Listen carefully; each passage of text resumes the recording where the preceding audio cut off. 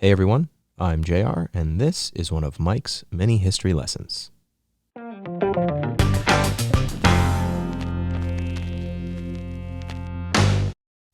What's the difference between federal land and state land? Since America's inception, there has been a struggle between states and the federal government over who controls what land. The federal government controls only 1/3 of all land within the United States, but the further west you go, the less land your state actually owns. So, what's the difference? In Connecticut and Rhode Island, the states control almost all of the land in their respective states. The federal government controls less than 1%. However, this percentage increases significantly as you head out west. To use Connecticut as an example, here, every town or city in Connecticut operates as its own entity.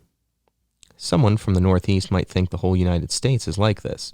However, within many western states, there are large portions of the state where the state has no jurisdiction and is not even allowed to build.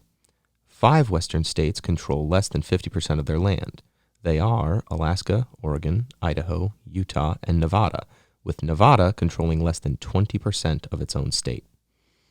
As America grew, it claimed more land with deals like the Louisiana Purchase, but with the purchase of these lands, the United States needed to have citizens occupy the land to maintain its claim during this time in history where empires were still considered viable ruling entities.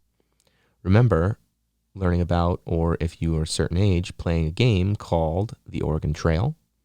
Essentially, the United States government would give the land away for free to anyone who went west and got there. If you can live on it and build on it, the land is yours. By the 1900s, there were states and state lines set in place, and the United States government stopped giving land away both to people and local governments, and decided to simply hold on to it for federal use. If you're watching on YouTube, here's a map to illustrate what I've just discussed. There's also a link in the description, as well as a post on our Instagram page at 4guysmedia. Kind of makes you feel bad for Utah and Nevada. Now, the federal land itself is controlled by the president and his departments. It's used for military bases, but that's only 1.8% of federal land use. Also, on U.S. military bases, the federal government has the ability to ignore state housing codes and regulations. National parks are another use for federal land at 14%.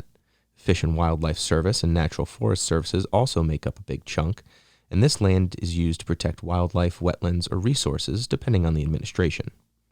Here's a fun fact. Just about all of California's beaches are federal land. Also, much of Nevada's federal land was used to test nuclear weapons during the Manhattan Project in World War II. So that's a quick look into federal land, the land that helps make up a state but isn't actually part of the state. No towns can exist there, no buildings built without the express consent or involvement of the United States federal government. Or at least that's the lesson you would get if Mike was your history teacher.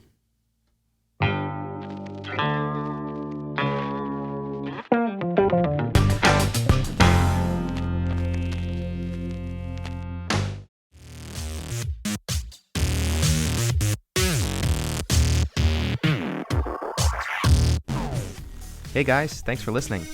If you have any suggestions or topics for us to cover, email us at 4guysmedianetwork@gmail.com.